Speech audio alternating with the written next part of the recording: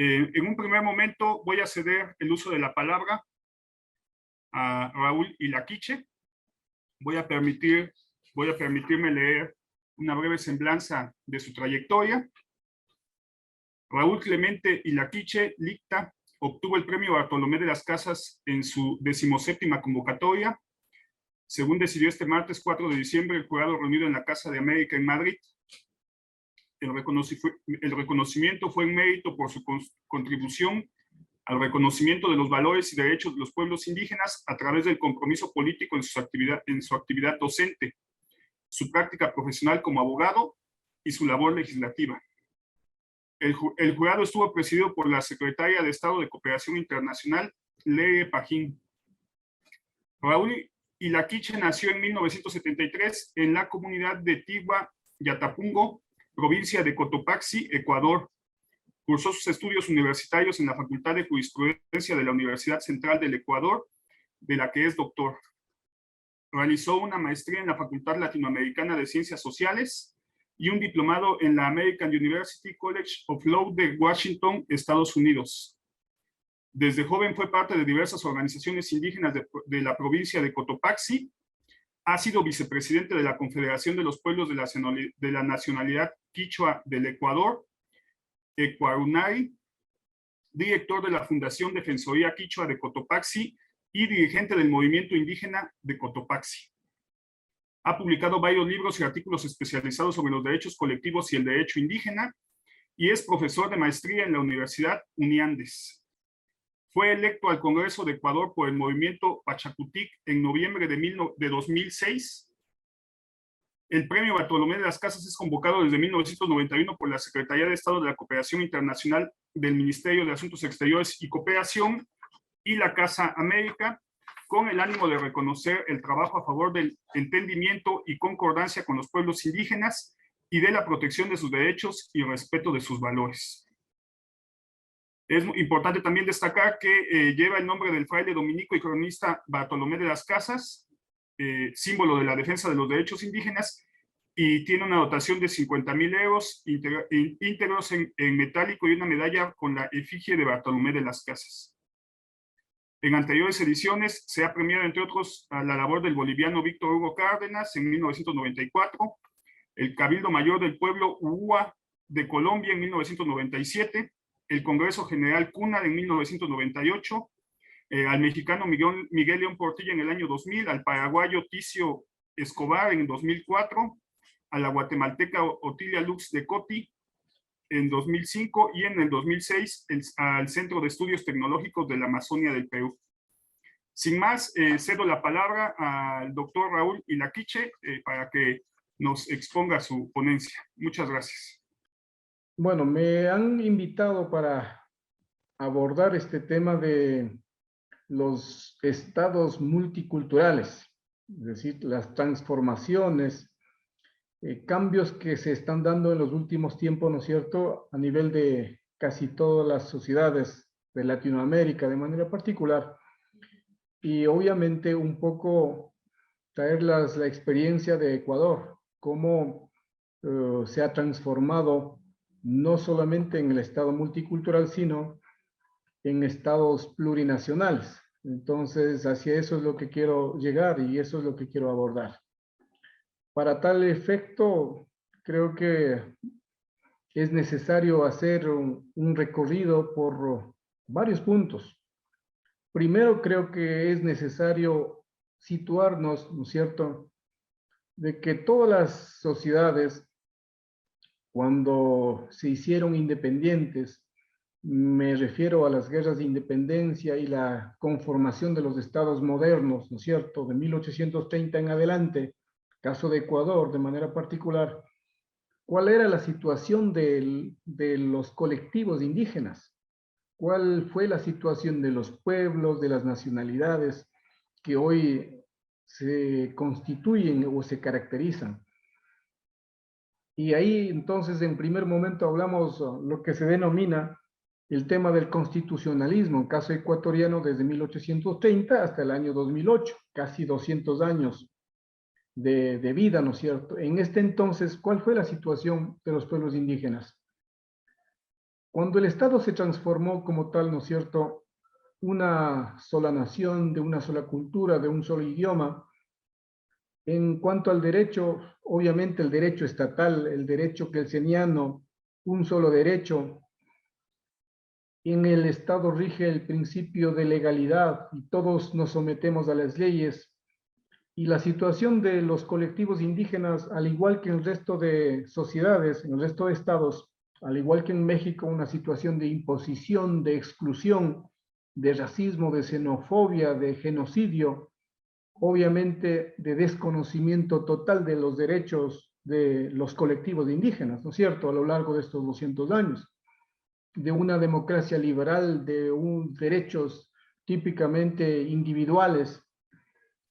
Y claro, los indígenas inclusive fuimos considerados como sin alma, ¿no es cierto?, solamente de objeto, objeto para el trabajo, objeto para la carga, y en caso de Ecuador, los indígenas sometidos al sistema de trabajo de guasipungos, es decir, en las haciendas. Entonces, esa fue la situación, o ha sido la situación de los pueblos indígenas, que es lo característico en casi en todos los estados, ¿no es cierto?, de América. Entonces, los pueblos indígenas vivimos esta primera etapa, ¿no es cierto?, en relación al Estado, en relación a la Constitución, una situación bastante dramática, tristeza para los pueblos indígenas. Una segunda etapa creo que es importante referirme de que en este trayecto los pueblos indígenas viven una etapa muy importante que pudiéramos considerar como una autoidentificación y de reconstitución como colectivos, como pueblos. En caso de Ecuador, en este proceso que inicia desde 1820 en adelante, con mayor fuerza desde 1960, 62, 72, 80 y con los levantamientos indígenas, los pueblos indígenas vivimos este proceso de identificación, ¿no es cierto?, como pueblos, como nacionalidades y como colectivos que tenemos nuestras características propias del tema del territorio, el tema de la identidad, el tema de tradiciones, la cultura, ¿no es cierto?, la vestimenta, los sistemas normativos, la autonomía, la libre determinación, formas organizativas propias. Entonces trabajamos duro, muy duro, para vivir este proceso muy importante. Es así como, en caso de Ecuador, en este proceso desde 1920 hasta 1986, en la que se constituye, en la que se conforma una organización indígena a nivel del país que se llama la CONAIE, Confederación de Nacionalidades Indígenas, en el Ecuador se identifican plenamente 18 pueblos indígenas, la mayoría quichua hablantes, y 14 nacionalidades indígenas que están en su mayoría en la Amazonía ecuatoriana, con sus propias formas de organización social. A nivel de la Sierra Andina tenemos la Ecuarunari, a nivel de la Amazonía la Confeñaye, y a nivel nacional la organización que aglutina a todos estos colectivos indígenas, la Confederación de Nacionalidades Indígenas del Ecuador. Entonces creo que es muy importante aclarar y dejar sentado de cómo los pueblos indígenas viven esta etapa. Y creo que en el resto de países también los pueblos indígenas siguen este paso, esta historia, este proceso de identificación y de reconstitución como pueblos. Una vez que se ha identificado plenamente como pueblos, como nacionalidades, como colectivos, vivimos una tercera etapa los pueblos indígenas en caso de Ecuador. Esta tercera etapa que significa luchas, ¿no es cierto?, de levantamientos, de estallidos sociales que últimamente denominamos, y de reivindicaciones, es decir, de propuestas. Es decir, los pueblos indígenas, los colectivos indígenas organizados, se constituyen en actores sociales propios. Se unen y en caso de Ecuador hemos hecho alianzas con otros sectores sociales, con la clase obrera, con los trabajadores, con los educadores, etcétera, ¿no es cierto? Inclusive hemos hecho alianzas con los partidos políticos y obviamente en este proceso iniciamos con las demandas, con las propuestas y muchas veces ha llevado a levantamientos indígenas. Varios levantamientos indígenas que ha implicado cambios radicales en el país en el futuro. El último levantamiento en el Ecuador fue del mes de octubre del 2019, que hasta hoy seguimos debatiendo, discutiendo y comentando y unas reacciones desde el poder central del Estado. Entonces, fíjense cómo los pueblos indígenas también iniciamos todo un proceso de participación política, demandas, propuestas de carácter jurídico, de carácter constitucional, demandas de transformaciones radicales del Estado. Entonces, allí, en este proceso, los pueblos indígenas ya exigen la transformación del Estado, cambio radical del Estado, pero ¿a través de qué? A través de la modificación de la norma constitucional, a través del proceso de la Asamblea Constituyente. De manera concreta, los pueblos indígenas del Ecuador, en el año de 1990, hizo un planteamiento concreto, que se reforme la Constitución y que se transforme el Estado monocultural, el Estado de un solo derecho, que se transforme en estados multiculturales, pluriculturales, pero en caso de Ecuador no solamente pedían eso, sino que se transforme en un Estado plurinacional. Entonces, y eso era posible solamente a través de una asamblea constituyente.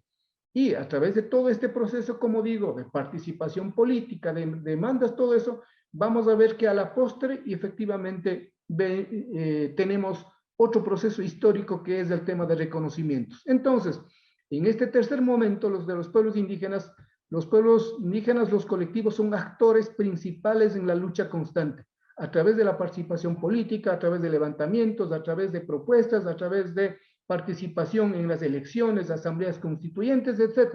Entonces, así llevamos adelante todo este proceso de cambio para que la sociedad efectivamente se transforme. En otro proceso, ¿no es cierto? El siguiente proceso sería ya los estados plurinacionales. Los pueblos y las nacionalidades indígenas son sujetos titulares de derechos colectivos. Es decir, gracias a todo este proceso de lucha, de levantamientos, de propuestas, finalmente en el Ecuador se dan dos hechos históricos importantes. En el año de 1997, la primera asamblea constituyente en las épocas actuales, y allí efectivamente el Estado se transforma en Estado pluricultural y multiétnico y se reconoce derechos colectivos, pero solamente en términos culturales, ¿sí? Sin implicancia jurídica, sin implicancia de carácter político, sin implicancia de relaciones y de transformación del poder del Estado con los pueblos indígenas. Solamente una cuestión cultural, es decir, el Estado dice, reconozco algunos derechos de los indígenas para que mantengan, para que sigan sobreviviendo. Eso es lo que pasó en la Constitución del año 1997. Pero los pueblos indígenas en el Ecuador no estábamos conformes con eso. Recuerden que en el año 90, con el levantamiento, se pidió la transformación de un Estado plurinacional. Entonces, había toda una propuesta, una concepción sobre lo que era el Estado plurinacional, con implicancias y consecuencias jurídicas radicales, no solamente una cuestión cultural. Entonces, seguimos en la lucha, seguimos con la participación política. Muchos compañeros indígenas, de diputados, de alcaldes, de prefectos, y seguimos en la lucha. Y llegamos al año 2008. En el año 2008, efectivamente, damos una asamblea constituyente en el Ecuador. Esta asamblea constituyente que fue trabajada no solamente de los pueblos indígenas, sino todos los distintos actores sociales del país. En ese entonces presidente, ¿no es cierto?, Rafael Correa, se instaló la Asamblea Constituyente. Esta Asamblea Constituyente tenía una misión fundamental de elaborar una nueva constitución, de transformar a la sociedad ecuatoriana en términos de derechos. Entonces ahí los pueblos indígenas fuimos actores principales y participamos con nuestros representantes como asambleístas y participamos en la elaboración de nueva constitución. Y ahí nosotros vemos, y en la actual constitución obviamente, que el artículo 1 de la Constitución dice claramente de que el Ecuador es un Estado constitucional de derechos y es plurinacional e intercultural. Es decir, el Estado, ese modelo de Estado único, ese Estado monocultural, prácticamente se transforma en Estado plurinacional y Estado intercultural. Tenemos nuevos titulares de derechos, derechos individuales y derechos colectivos, incluyendo los derechos de la naturaleza. Tenemos diversas formas de democracia, una democracia liberal, típicamente liberal, como conocemos, ¿no es cierto? una democracia directa, una democracia participativa y una democracia comunitaria. Tenemos los derechos colectivos a favor de los pueblos indígenas, derecho a la autonomía, a la existencia propia, a los territorios, a la generación y ejercicio de las autoridades propias, del derecho consuetudinario o las tradiciones propias, el tema de la consulta previa, prelegislativa, y también la Constitución reconoce lo que se llaman las jurisdicciones indígenas a favor de los pueblos indígenas, ¿sí? Y todo este proceso de cambio y la transformación del Estado y el reconocimiento de derecho con el Estado plurinacional, muchos autores, por ejemplo, Buenaventura de Sousa, que dice, el Estado plurinacional, ¿no es cierto?, es una epistemología del sur, es una ciencia del sur, ¿no es cierto?, que aportamos al mundo, a la sociedad en términos generales. Entonces, así llegamos al Estado plurinacional. Entonces, ahora vivimos nosotros, en caso de Ecuador, una nueva etapa, no de lucha, no de exigencia, no de reconocimiento de derechos, sino que estamos viviendo la etapa de materialización de los derechos, la etapa de cómo implementamos al Estado plurinacional, la etapa de cómo le vamos a entender al Estado plurinacional, cómo tiene que funcionar ese Estado plurinacional en la vida real. Entonces, esa es la etapa que actualmente nosotros vivimos en Ecuador. Entonces, ahí tenemos muchos desafíos del Estado plurinacional. Entonces, para eso, para un poco, ya para irme concluyendo y referirme al tema de los desafíos, la lucha de los indígenas del Ecuador no ha sido solamente para que el Estado sea multicultural, sino hemos ido más allá, sino de carácter plurinacional, de carácter intercultural. ¿Y qué significa efectivamente el Estado plurinacional y el Estado intercultural? El reconocimiento de la existencia actual de los pueblos, de las nacionalidades con sus características propias. La posibilidad de que ellos ejerzan, de que ellos tengan una nueva relación con el Estado, con el poder central, y el Estado garantice la existencia de estos pueblos constitucional y legalmente. Implica la autonomía, implica libre determinación. La plurinacionalidad posibilita que los pueblos indígenas ejerzan sus funciones jurisdiccionales. La plurinacionalidad significa que los pueblos indígenas tienen plena autonomía y libre determinación, conforme acaban de dictar una sentencia a la Corte Constitucional del Ecuador hace algunos días atrás. La Corte Constitucional dice claramente qué significa un Estado plurinacional. Significa que el Estado acepta y reconoce la autonomía propia de los pueblos indígenas en términos del Convenio 169 de la OIT, en términos de la Declaración de las Naciones Unidas y de la OEA. Si los pueblos indígenas pueden desarrollarse libremente y el Estado tiene que aceptar y tiene que reconocer y tiene que permitir que los pueblos indígenas continúen. Es decir, una nueva relación jurídica en igualdad de derechos con el resto de la sociedad. Ese es el tema de la plurinacionalidad y la interculturalidad, es decir, cómo empezamos a relacionarnos, cómo empezamos a interactuarnos con el resto de la sociedad, con la sociedad blanca mestiza, con otras culturas que componemos el Ecuador. Entonces, fíjense, la plurinacionalidad va más allá del tema del multiculturalismo. Sí, multiculturalismo, como hemos dicho, solamente es una cuestión de reconocimiento de ciertos derechos pueblos indígenas, pero sin ningún tipo de relación con el Estado, con el poder. Entonces, eso es lo que nosotros estamos viviendo actualmente. Pero el tema del Estado plurinacional está en el papel, está en el artículo 1 de la Constitución. Los pueblos indígenas exigimos de que eso efectivamente sea traducido en la vida práctica. Entonces ahí entramos en el tema de desafíos, ¿no? Tema de desafíos, en el sentido de que hay muchos obstáculos para poner en la práctica para que funcione el Estado plurinacional.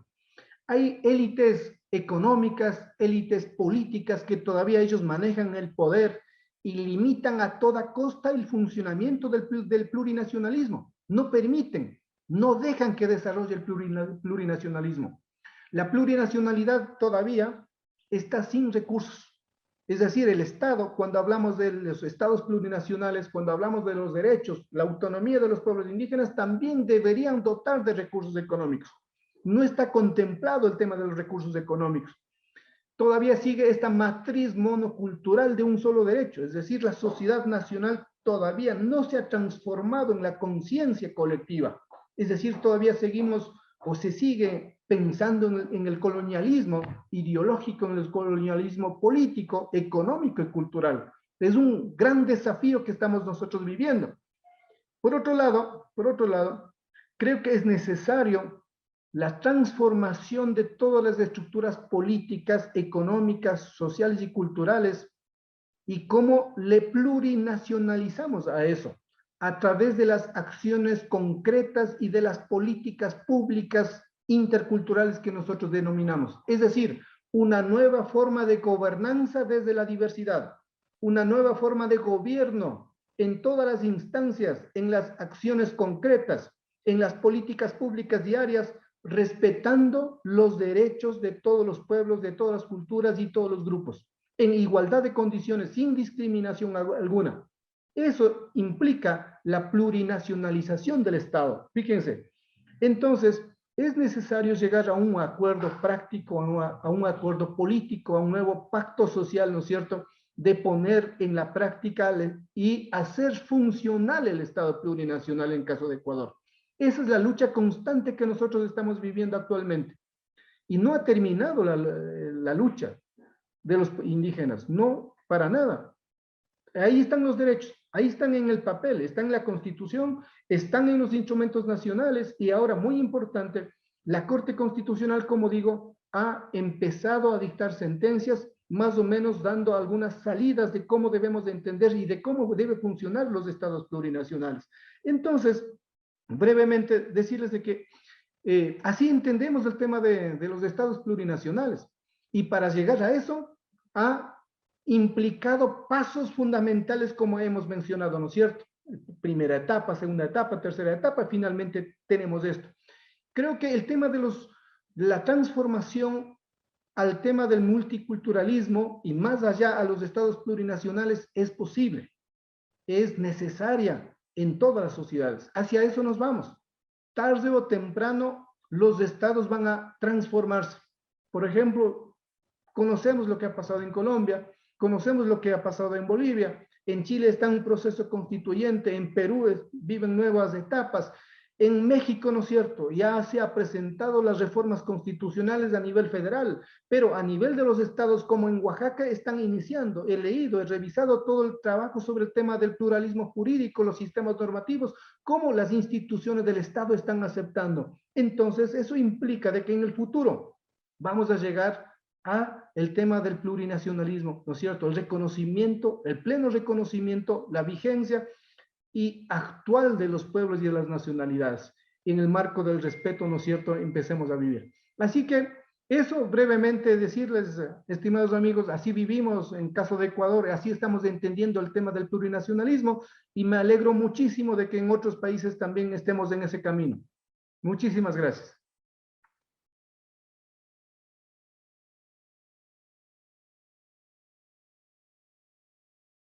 A continuación, intervendrá el compañero Gabriel Muyuy Jacamelloy. Él es actual secretario técnico del Fondo para el Desarrollo de los Pueblos Indígenas de América Latina y el Caribe, el FILAC. Ha tenido una destacada actuación en el campo de la defensa de los derechos de los pueblos indígenas desde inicios de la década de los años 90 del siglo pasado. Fue vicepresidente de la Organización Internacional de Colombia entre 1990 y 91 y fue parte del equipo de trabajo del asambleísta constituyente Francisco Rojas Virri. Fue senador de la República Colombiana por 2 periodos legislativos, de 1991 a 1998. Articula sus actividades en el campo de los derechos de los pueblos indígenas, derecho ambiental, planes integrales de vida, consulta previa, jurisdicción especial indígena, derechos territoriales y autonómicos, derechos civiles y políticos y los derechos económicos, sociales y culturales en términos generales. Es pues un honor contar con la presencia del señor Gabriel y le cedemos la palabra para que intervenga igual en este panel denominado Construcción de un Estado Pluricultural. Adelante. Bueno, muchas gracias, Cristian, por sus palabras. Quiero agradecer a los organizadores de este seminario, que creo que poco a poco vamos avanzando en la dirección correcta de lo que las sociedades en sus distintas expresiones, en sus distintos desarrollos de civilización, debemos entender para poder vivir en convivencia en medio de la diversidad. Así que muchísimas gracias por la invitación. Yo quiero en esta oportunidad,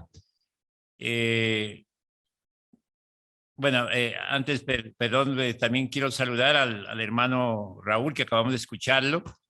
Hace poco los dos estuvimos juntos en Sonora, participando en Sonora, México, participando en un evento que me dejó tremendamente impresionado de cómo están trabajando hacia la reconstrucción de la justicia de los pueblos indígenas y del reconocimiento de la diversidad en la práctica. Entonces, un saludo fraternal a Raúl y también a la hermana Hortensia Hidalgo del pueblo Aymara de Chile, que hoy hace parte de nuestro equipo técnico acá en el FILAC. Los saludamos desde La Paz, Bolivia, en donde está la sede del FILAC. En esta ocasión quisiera compartirles algunas reflexiones, 4 puntos en realidad, en torno al tema que convoca a ese seminario y especialmente al panel que se nos ha indicado. Entonces, en primer lugar, he puesto un subtítulo que lo denomino el derecho de los pueblos indígenas o de los pueblos en general y deber de los estados de avanzar en procesos de construcción de sociedades y democracias interculturales. Y esto lo sustento en los siguientes argumentos. ¿Por qué derechos de los pueblos y por qué deber de los estados? Y especialmente los estados de nuestra región de América Latina, porque no es igual, como todos sabemos, en otras regiones del mundo, en el África o en el Asia o en el mismo Europa. Nosotros tenemos una realidad y unos procesos muy particulares como la que acabamos de escuchar el caso de Ecuador. En primer lugar, es importante que todos los estados y los que estamos participando hagamos conciencia que hay unos avances en el reconocimiento de los derechos a la diversidad étnica y cultural de los pueblos desde hace más de 60 años. Después de la Segunda Guerra Mundial, como todos sabemos, ha habido un proceso muy interesante en reconocimiento de la diversidad étnica y cultural.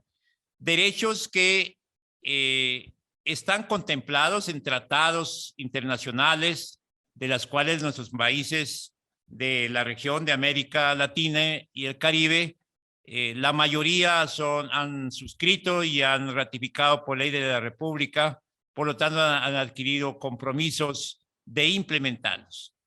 Derechos que también están en las constituciones políticas en varios de los países de la región. En algunos están en proceso, como el caso de Chile, que ahora nos compartirá seguramente nuestra hermana Hortensia. Están en muchas normas reglamentarias en cada uno de los países. Derechos que también le han dado alcance, le han dado explicación más precisa a través de procesos judiciales y de las jurisprudencias, tanto de la región, especialmente de la Corte Interamericana, como también pronunciamiento de la Comisión Interamericana, pero igual hay pronunciamientos importantes a nivel global. Derechos que están contemplados en directrices, en guías, en recomendaciones de los distintos organismos del sistema global de las Naciones Unidas como del sistema interamericano. Esa es una de las razones por la que yo planteo que es un deber, es un derecho de los pueblos, porque están ahí contemplados, están escritos y muy claros en todos esos instrumentos que acabo de anotar. Pero por lo tanto también es un deber de los estados. Otro argumento por la que es un derecho y un deber, por favor, seguimos con la siguiente, es que hay normas específicas, hay instrumentos específicos que la mayoría de los estados, como el Estado de México, de Colombia, del Ecuador, Chile, etcétera, que lo llamamos estándares internacionales, han reconocido. Por ejemplo, el Pacto de Derechos Civiles y Políticos, en su artículo primero es explícito: los pueblos indígenas, los pueblos en general, tenemos derecho a la libre determinación. Y la mayoría de los estados, repito, han suscrito, lo han ratificado, por lo tanto han adquirido un compromiso, y las constituciones y normas domésticas o nacionales no pueden ser en contravía. Y ya voy a decir por qué. Está el Pacto de los Derechos Económicos, Sociales y Culturales, otro instrumento internacional muy importante. Yo creo que no hay ningún país de la región, de nuestra región de América Latina, que no haya suscrito. Por lo tanto, tiene la obligación, es un deber de adelantar procesos de adecuación institucional, adecuación normativa e incluso adecuación constitucional.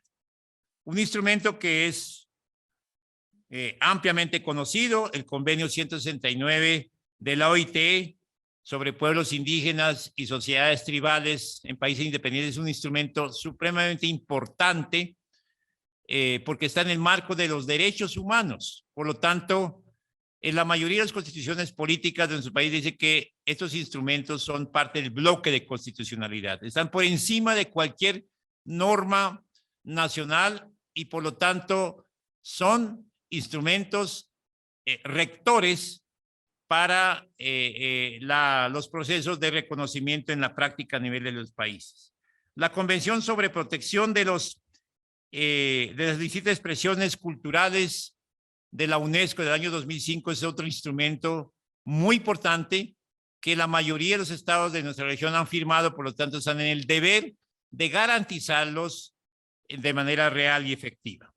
La Convención contra todas las formas de discriminación que está aprobado desde la década de los 60 por la mayoría de los países del mundo y especialmente de nuestra región, es otro instrumento importante que hace que sea un deber de construir, de avanzar el proceso de construcción de sociedades y democracias y estados multiculturales o pluriculturales o plurinacionales.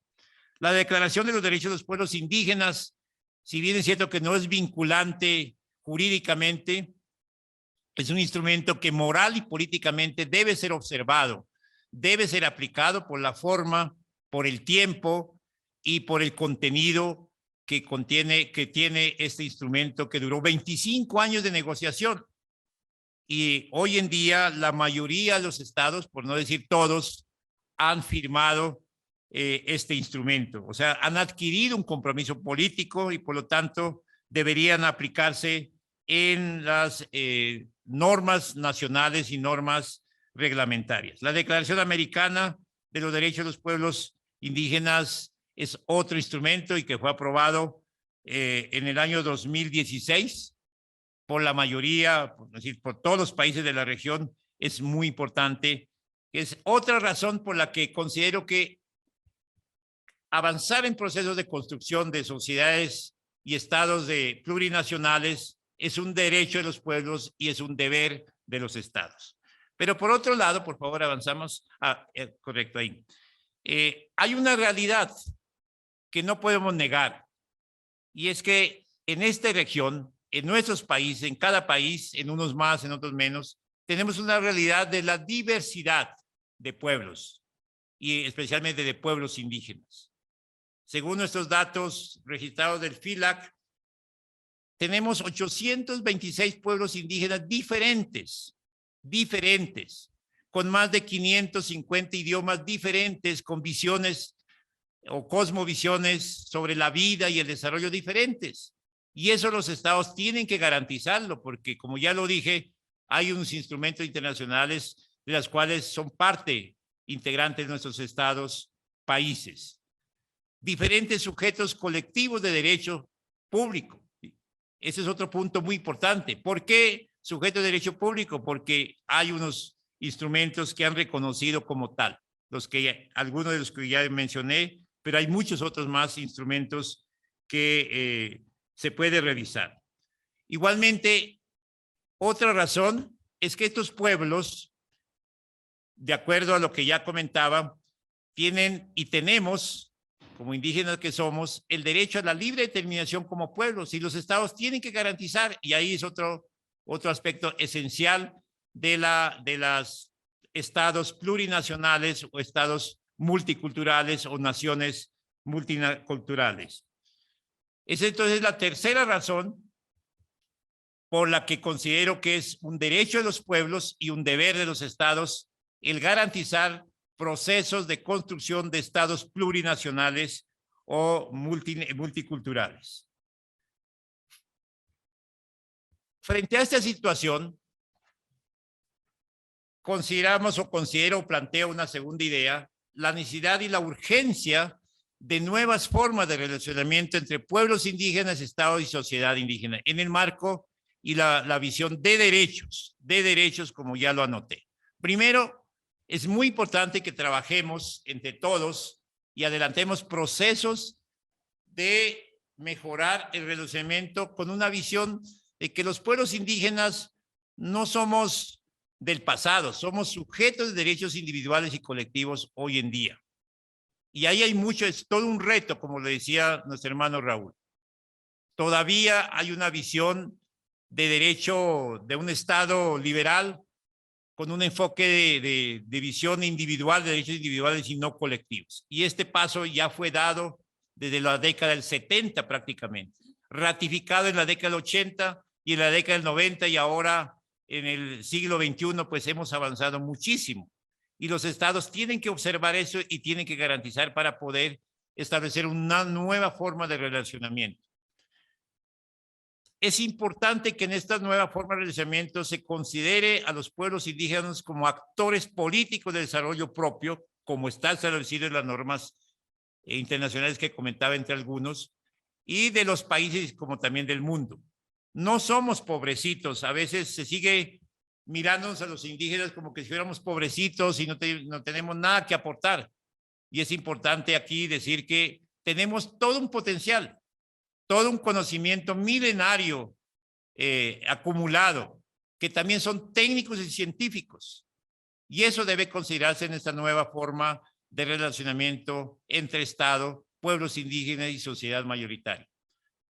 Revisión de las políticas asistencialistas y paternalistas para dar paso efectivo al derecho a la libre determinación y autonomía. Relación horizontal.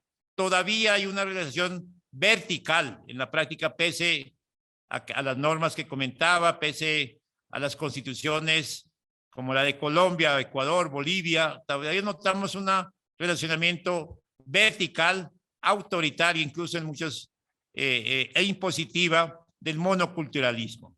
Fomento de procesos y espacios de diálogos interculturales, intercientíficos. Esto del intercientífico quisiera subrayarlo porque creo que es muy importante y afortunadamente hay planteamientos, hay discusiones sobre el tema, pero hay mucho trabajo por hacer en ese sentido. El qué hacer es un tema que tenemos que discutir indígenas y las instituciones de cómo operativizar ese diálogo intercientífico en la práctica. El diálogo de saberes sobre conocimiento, digamos, de toda la diversidad de los pueblos que ya mencionaba es muy importante. La aplicación real y efectiva del pluralismo jurídico y las relaciones interjurisdiccionales entre sistemas de justicia de los pueblos indígenas y los sistemas nacionales es muy importante en el marco del primer punto que ya planteaba, que es un deber de los estados. Y si para esto se requiere adecuación normativa, como al parecer se requiere en el caso de México, de reformar la Constitución para que los distintos sistemas, las distintas visiones de los pueblos de México, en el caso de Colombia somos 115 pueblos indígenas, falta normas, pues hay que hacer adecuación normativa, porque los estados ya adquirieron desde hace muchos años, ya firmaron los instrumentos internacionales que reconocen sus derechos. Avanzamos, por favor. Frente a esta necesidad urgente de establecer nuevas formas de relacionamiento para que los estados avancen hacia un reconocimiento práctico y operativo, pues se plantean unos grandes retos. Primero, yo considero fundamental revisar el monoculturalismo institucional. Colombia, pese a que llevamos 30 años de vigencia de la Constitución, 91, 2021, aún en las instituciones siguen siendo monoculturales. y esto hace que sea primero contrarios a los grandes avances que ya comentaba en el primer punto. En segundo lugar, hace que se genere relaciones conflictivas entre pueblos, los sujetos de derecho, que en este caso son los pueblos indígenas, y las propias instituciones. Los pueblos indígenas están reclamando atención adecuada, pero la institucionalidad no ha hecho adecuación institucional integral. Y entonces de nada sirve, como lo decía el hermano Raúl, que esté bien escrito en la Constitución o en los tratados internacionales, si no se avanza y si no se hace, si no se revisa ese monoculturalismo y si no se avanza en la adecuación institucional integral. He dejado ahí subrayado el tema, la palabra integral, para decir que no basta abrir o establecer una oficina que diga asuntos indígenas. No basta que se ponga un indígena, un hermano indígena o una hermana indígena al frente de la institución si la estructura sigue siendo monocultural. Y lo digo desde mi experiencia vivida en distintas posiciones públicas en Colombia. Revisar y superar las situaciones de discriminación y racismo institucional desde la imposición de los sistemas monoculturales, más desde las políticas más desde las políticas formales, es otro punto muy importante. Yo siento y observo con preocupación que en general en nuestros países, como en Colombia, siguen imperando los sistemas monoculturales en educación, en salud, en saneamiento básico, en justicia, en el tema de los procesos de economía. No se reconoce la economía indígena, las formas de economía y de producción indígena. Siguen siendo tratados como un asunto secundario, y mientras esto no se revise y no se fomente el diálogo intercultural, pues no vamos a avanzar por más que haya tratados, constituciones que reconocen un Estado y una nación multicultural o plurinacional. Otro punto importante que me parece a modo de reto es garantizar procesos de fortalecimiento de capacidades con visión interculturales. Este es un tema muy importante, sobre todo desde los sistemas educativos. Si los sistemas educativos de la región y cada uno de los países no se revisan, no atienden y no trabajan de acuerdo a los estándares internacionales que ya están reconocidos, es muy difícil. Siempre habrá tensiones y se seguirán imponiendo frente a los procesos de educación y sistema de educación propia de los pueblos indígenas. Y estaremos perdiendo oportunidades como sociedad multicultural. Garantizar la forma real y efectiva de la participación democrática y pluralista en los procesos de participación política es otro tema muy, muy importante. Especialmente esto tiene que ver con los partidos políticos. Los partidos políticos están muy lejos de aplicar los estándares internacionales. Los estatutos, si revisamos los estatutos de los partidos políticos, incluso algunos partidos políticos indigenistas o incluso indígenas, siguen siendo monoculturales. Y entonces, si eso no se revisa y si no se ajusta, si no se adecua, de donde emanan los poderes públicos realmente, especialmente el poder público ejecutivo, pero también los otros poderes públicos de los países, es muy difícil que avancemos hacia la construcción de sociedades y democracias interculturales o estados multiculturales. Revisar y ajustar los estatutos de los partidos políticos y los mecanismos de participación ciudadana, disculpen, ahí dice ciudadana, para que se ajusten a los estándares internacionales, es otro tema importante y que resulta como un reto de trabajo hacia el futuro próximo. Avanzamos, por favor. A modo de retos específicos, quiero anotar aquí, los estados deben garantizar procesos de construcción de democracia interculturales. Y para eso habría que trabajar los retos que ya acabé de plantear antes. Los partidos políticos están en el deber de observar y aplicar en sus tesis, estatutos y programas los estándares internacionales. A veces yo noto que los partidos políticos están distantes de estos temas y yo creo que hay que hacer una labor de pedagogía con los que están al frente de los partidos para que entiendan que son parte también de eso y están obligados a actualizar y están en el deber de contribuir hacia la construcción de sociedades y democracias interculturales. Pero también los pueblos indígenas tenemos el reto desde la reafirmación de lo propio, repito, desde la reafirmación de lo propio, contribuir a la construcción de la democracia y sociedades interculturales. A veces tengo la sensación que en algunos casos tenemos la tendencia de ser demasiado indigenistas y formar como una especie de guetos. Y yo digo que hoy el mundo está requiriendo reafirmación de lo propio, pero abierto al mundo. Tenemos que atrevernos.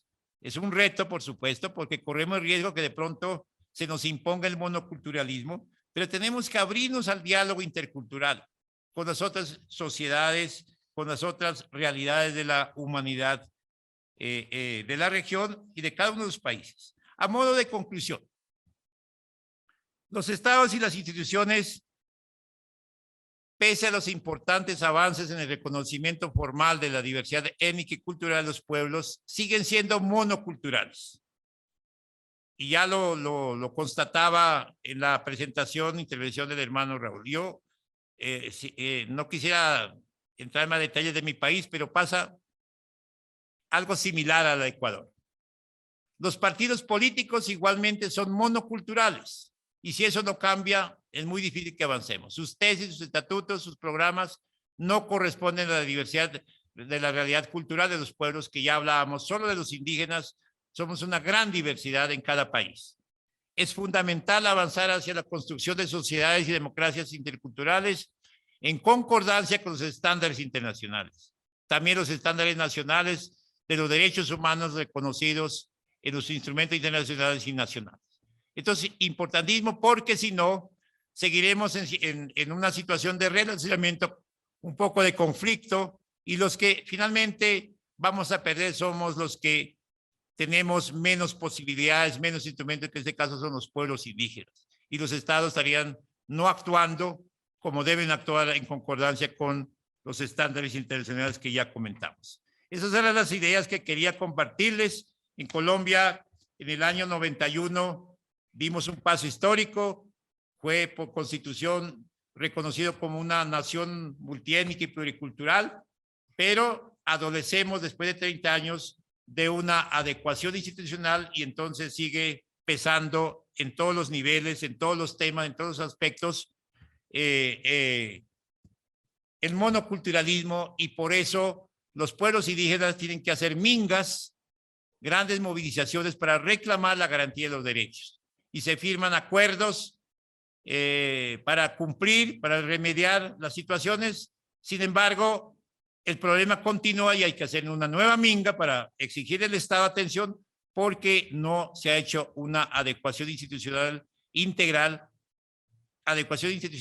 que implica también presupuestos, conceptos de política pública, significa equipos humanos debidamente capacitados, significa elementos logísticos apropiados, en fin, una serie de asuntos que tienen que ver sobre la realidad de estados plurinacionales, como lo estaba explicando el hermano Raúl. Decir que estas obligaciones, este deber de los estados no es un asunto opcional. Es un asunto que los propios estados se han comprometido.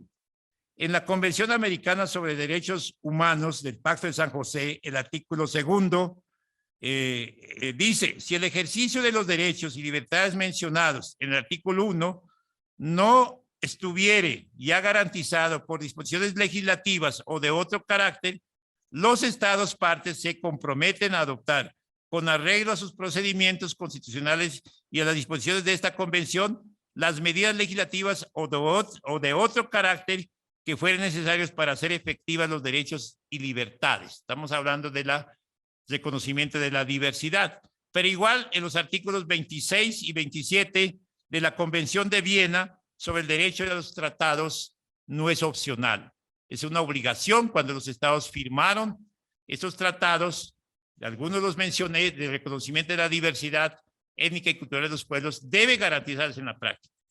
Esas eran las ideas que quería compartirles en esta ocasión. Muchas gracias.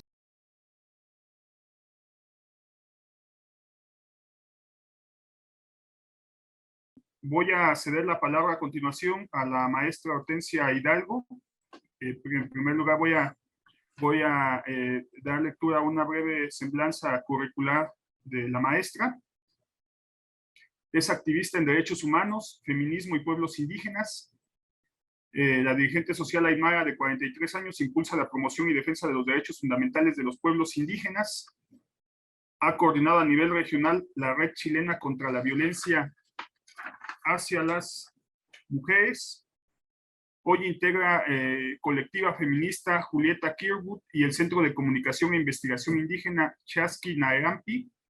Es docente de la Universidad Indígena Intercultural. Asimismo, ha realizado programas de alfabetización para adultos y nivelación de estudios para mujeres jefas de hogar. Se ha desempeñado como coordinando proyectos y siendo consultora para Naciones Unidas, y actualmente es coordinadora de la Unidad de la Mujer Indígena del FILAC. Sin más, también le cedo la palabra, maestra, para que pueda participar. Gracias. Kamisaraki, Gilatanaka, Cuyacanaka. ¿Cómo están, hermanos y hermanas? Un gusto, un placer de poder acompañarlos.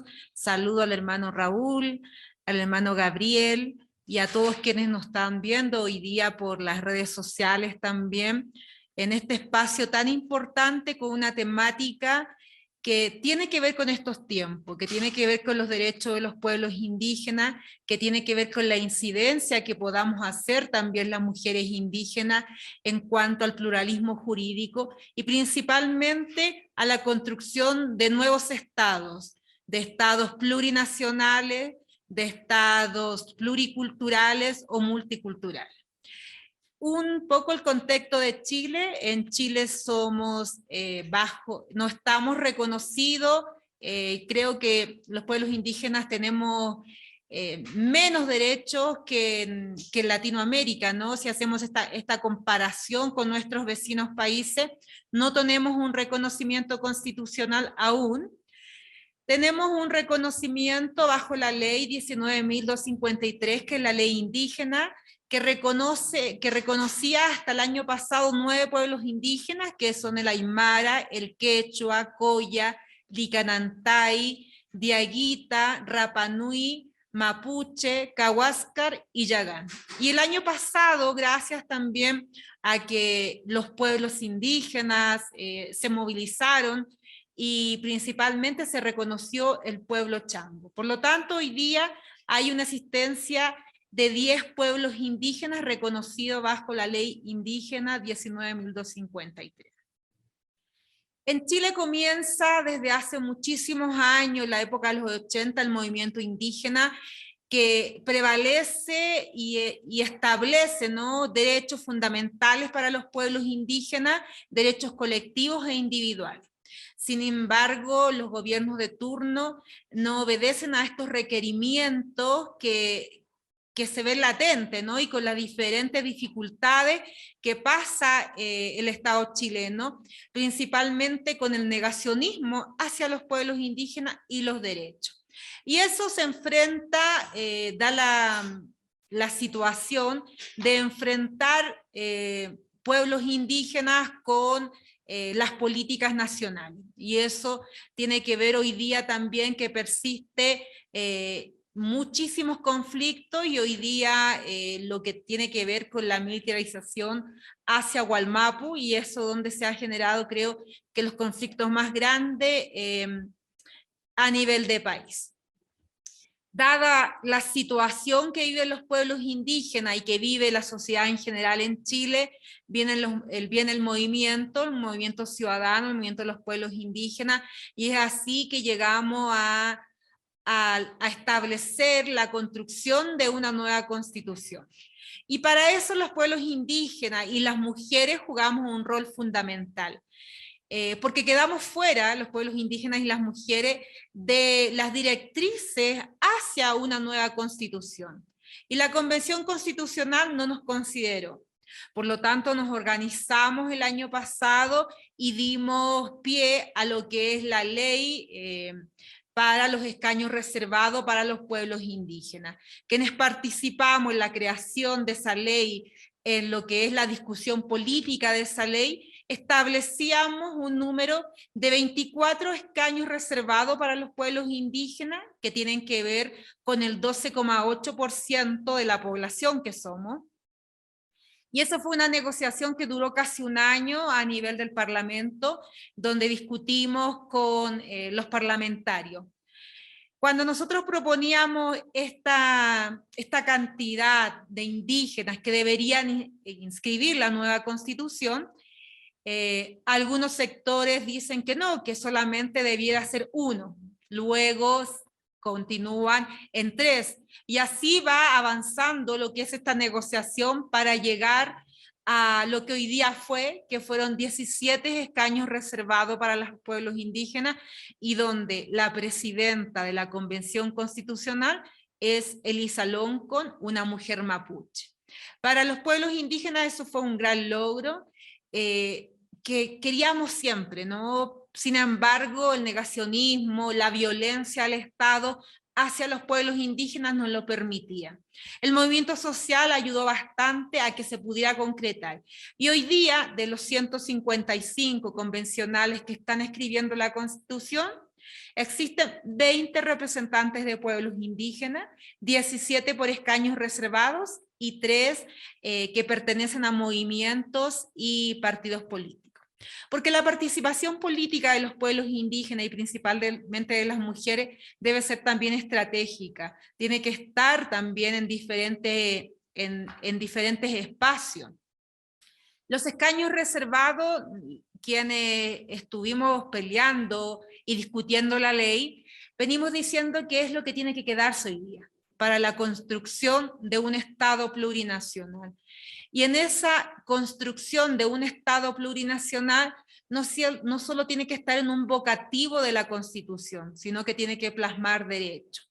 Y los pueblos indígenas ya en una primera instancia de participación política hacia lo que podía ser el cambio constitucional que se dio hace varios años atrás, fue la participación política más grande que tuvimos los pueblos indígenas, y 19.000 dirigentes indígenas establecimos qué derechos queríamos consagrar en la nueva Constitución. Y en ese entonces dijimos 7 derechos fundamentales que debieran estar en la nueva Constitución. Y empezar por el reconocimiento de un Estado plurinacional que reconozca todas las naciones indígenas del país, que reconozca la preexistencia de los pueblos indígenas ante la creación del Estado. Posterior a eso, reconocer la tierra, el territorio, los recursos naturales. Y lo que conlleva con eso, los saberes indígenas que tenemos los pueblos indígenas, y que principalmente las mujeres jugamos un rol fundamental como guardianas, transmisoras de esos saberes. También establecimos en esas consultas que los derechos políticos, sociales, culturales y por supuesto lingüísticos debían estar en la nueva Constitución. Es así que establecimos que esos derechos debieran estar en la nueva Constitución. Pues llega el año pasado donde empezamos con esto, primero con lo que es la participación de los pueblos indígenas y la paridad. La paridad que por primera vez se da en una Constitución y que se da en el caso de Chile por la lucha que llevamos las mujeres, que quedamos primero marginadas de este proceso. Y hoy es una construcción de una nueva Constitución con el 50% de hombres y 50% de mujeres, y donde las mujeres indígenas estamos jugando un rol fundamental, y como los decía anteriormente, donde la presidenta de la Convención Constitucional hoy día quien dirige es una mujer indígena, y además una mujer que viene de procesos indígenas, que viene de movimientos indígenas y que es reconocida por sus tales. Entonces, llegar a esta instancia, desde el año pasado se empezó primero con una participación política donde muchos y muchas indígenas que querían representarla para escribir la Constitución participamos primero para la creación de la ley, y posterior queríamos escribir la Constitución, ¿no?, como constituyente. Es así como digo que hay 20 hoy día constituyentes indígenas que para nosotros son un pilar fundamental para constituir estos derechos que ya acabo de nombrar, estos derechos colectivos e individuales. Nuestro hermano Gabriel hizo referencia a muchísimos instrumentos internacionales que son fundamentales para la creación de esta nueva constitución. Decimos los pueblos indígenas que la nueva constitución no puede quedar excluida de los derechos internacionales, que por supuesto nuestros hermanos y hermanas indígenas que nos han antecedido han estado para escribir y establecer esos derechos internacionales. Por ende, esta nueva constitución no puede estar alejada de esos derechos que son esos derechos colectivos. Hoy día se escribió la primera parte que tiene que ver con cómo se va a manejar esta convención constitucional. Tiene que ver con los principios, y hoy día, hace algunos meses, ya hace casi un mes, se empieza a escribir o a redactar recién lo que van a ser estos derechos en la Constitución. Hay sectores, por supuesto, que dudan y todavía no quieren reconocer los derechos de los pueblos indígenas, por lo tanto no es un proceso que ha sido fácil. ¿No? Hay sectores que quieren prevalecer en este sistema que se vive hoy día en Chile. Por lo tanto, lo bueno es que desde la participación de los pueblos indígenas, de los movimientos sociales, está el apoyo para este cambio constitucional. Y me quiero referir, por lo tanto, a lo que debiera ser el Estado plurinacional, ¿no? A lo que debiera ser con estos derechos que ya he nombrado.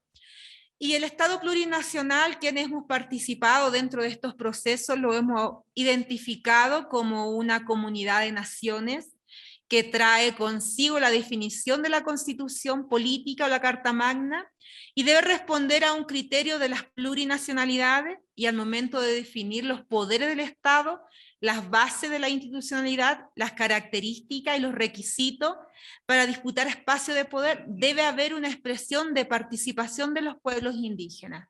Y como ya hemos establecido lo que son los escaños reservados, es que los escaños reservados vinieron para quedarse en las diferentes instancias que va a acceder esto. Y claramente estos mecanismos, como los escaños reservados, en todas las instancias de participación política y de deliberaciones, van a quedarse para ser exigibles. El Estado plurinacional permite ejercer con mayor amplitud y mejor estándar el derecho a la autonomía territorial de los pueblos indígenas, el reconocimiento, la enseñanza de las lenguas originarias, de la medicina tradicional, así como el diseño de políticas públicas pertinentes a las demandas de las naciones originarias de los diferentes estados. Hoy día Chile juega este rol fundamental. Los pueblos indígenas de Chile están trabajando con sus constituyentes territorialmente para poder incidir dentro de esto y de los movimientos sociales que hoy día tienen un asiento en la Convención Constitucional. Como les digo, este proceso no es fácil, ni será fácil en lo que tardan en algunos meses. ¿Y cómo establecer también esta libre determinación? Hemos llevado también a consensos que deben reflejarse las autonomías de los pueblos indígenas. Y hemos tomado también los casos tanto de Ecuador como de Bolivia, como Bolivia ha avanzado en temas de autonomías indígenas, han sido referentes para nosotros. Y hoy día, así como Perú, Ecuador o Colombia o Bolivia han sido un referente, los pueblos indígenas de Chile y la participación política de los pueblos indígenas de Chile está siendo referente también para quienes hoy día en Latinoamérica quieren generar estos cambios, así como el caso de Perú, que ya los pueblos indígenas están manifestando que se deben generar estos cambios, y no cambios simbólicos, sino que son cambios profundos. Estos nuevos actuar de Latinoamérica tienen que ver con la participación política de los pueblos indígenas. Y la participación política que no solo se tiene que dar en espacios internos, nacionales, ¿no? Tiene que ver con una participación política a nivel local, nacional e internacional. Y de aquí un llamado a los estados, a los partidos políticos, a las instancias internacionales, de asegurar la participación política de las mujeres, de las juventudes, que es fundamental para este llamado a construir nuevos estados, ¿no? Nuevos estados y terminar con estos estados que no nos han reconocido y por ende no reconocen los derechos fundamentales de los pueblos indígenas. Hay nuevos conceptos que venimos definiendo, que venimos discutiendo y que venimos enseñando también a la sociedad en general. Por ejemplo, los derechos a la madre tierra. Muchas veces en nuestro país dice, pero ¿qué es eso? ¿Cómo definen derechos en la madre tierra? Y como les decía anteriormente, otras constituciones han ayudado a establecer un poco en la sociedad en general en el país qué son los derechos a la madre tierra, ¿no? Así como algunos plantean, y también, por ejemplo, la discusión que teníamos algunos meses, el reconocimiento del derecho al agua como un derecho humano fundamental, de derecho público que debiéramos tener en Chile, ¿no? Yo solo quisiera terminar un poco volviendo a repetir que estamos en momentos como los pueblos indígenas o los pueblos andinos decimos, en un nuevo Pachacuti, en los nuevos tiempos, donde el suma camaña, el suma causai, el buen vivir, deben reflejarse y deben reflejarse desde el aspecto jurídico, desde el aspecto constitucional, partiendo desde ahí, desde reconocer estos modos de vida que tenemos los pueblos indígenas y que por supuesto tenemos soluciones importantes para estas crisis económicas, climáticas que están viviendo nuestros países en Abya Yala.